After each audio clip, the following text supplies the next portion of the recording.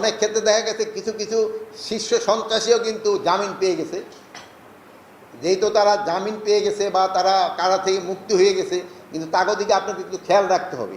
তারা এখন ছাড়া পাওয়ার পর অথবা জামিনে মুক্ত হওয়ার পরে তাদের অ্যাক্টিভিটিসগুলি আপনাকে সবসময় তাদের নজর রাখে। এই ক্ষেত্রে ইন্টেলিজেন্স বাহিনীগুলি যারা আছে তাদের আরও বেশি কেয়ারফুল হতে হবে। আরেকটা জিনিস আমি পুলিশে সবসময় বলবো, সিভিল ড্রেসে কোনো কাউকে গ্রেপ্তার করা যাবে না। ইউনিফর্মে যেতে হবে অথবা তোমাদের ওই থাকতে হবে, কী জানি বলে, জ্যাকেট থাকতে হবে, জ্যাকেট বা ভেস্ট থাকতে হবে, ভেস্ট থাকতে হবে। মানে ওই সিভিল ড্রেসে দেয়া কাউকে তোমরা গ্রেপ্তার করতে পারবে না। আর একটা হলো বড় সমস্যা হয়ে গেছে, মানে আমাকে সবাই হইলো থানার ওসির পোস্টিং, মানে এত রিকোয়েস্ট আসে থাকে ওসি পোস্টিং, ভাবে যে ওসি বুঝি তারে পার করে দিব। জনগণ তারে পার করবো কি না এটা চিন্তা নাই, সবাই ভাবে যে ওসি বুঝি তারে পার করে দিবে। আর আমাকে সরকারি কর্মচারীকে ভিতরে একটা শুরু হয়েছে যে তারা এখনই তেল দিয়া মারা শুরু করে দিচ্ছে যে কে ভবিষ্যতে আসবে। তা আমি একটা কথা সবসময় বলি যে আপনাকে যে তেলটা আছে ওই তেলটা এখন রেখে দেন, আর যে বেটা এখন তেল ব্যবহার করতেছে সেই সময় তার তেল শেষ হয়ে যাব, আর আপনি সেই সময় তেল দিয়ে উঠে দেন দিয়া। আর এখন তো আমাদের তো কোনো তেলের দরকার নেই, আপনার যে সময় তেলের দরকার হবে তেল এখন রেখে দেন, ওই সময় তেল দিয়া কারে দিয়া কোথায় উঠতে হবে উঠে দেন। কিন্তু আপনাকে এখনই দেখি তেল মারা শুরু হয়ে গেছে।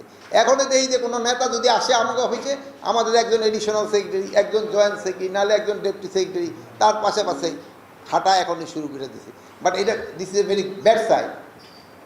যদি আপনাকে লেভেলে হয় না, এটা উপরের লেভেলে খুব বেশি হচ্ছে। এদিকে ক্ষেত্রে আপনাদের ক্ষেত্রে যেহেতু আমার এখানে দুইজন সচিব মহোদয় আছে, এই জন্য ওনাকে সামনে বললাম, ওনারা যেন অন্য অফিসারদের একটু কেয়ার মানে এই জিনিসগুলি বলে। এগুলিতে আমরা অনেক সময় একটা অস্বস্তিকর পরিস্থিতি বলি যে সব সমস্যার সমাধান তো এক একটা মন্ত্রণালয় এখন অনেক ওয়াটার রিসোর্সের যদি কোনো সমস্যা থাকে এটা তো আমার পক্ষে সমাধান করা সম্ভব নয়, দেখা যায় ওইটা নিয়েও আইসা আমাদের এখানে এসে হাজির হয়।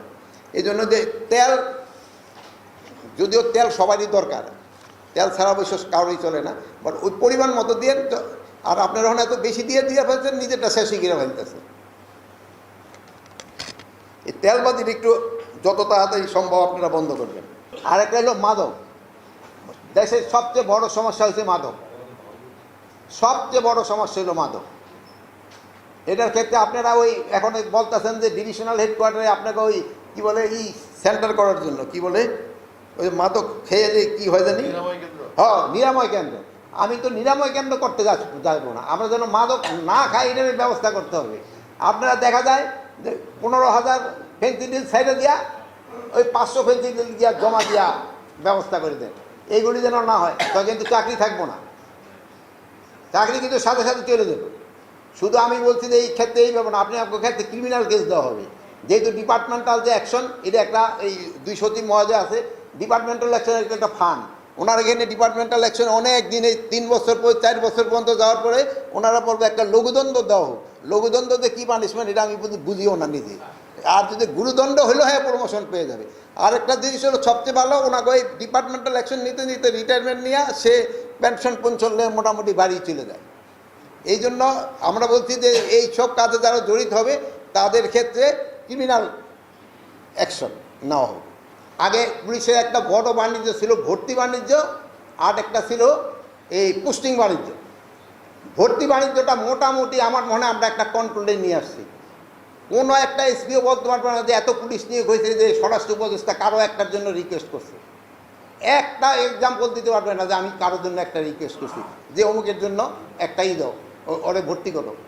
একজনও না, এই আমাদের এই বাহিনীর যারা আছে একজনও বলতে পারবে না।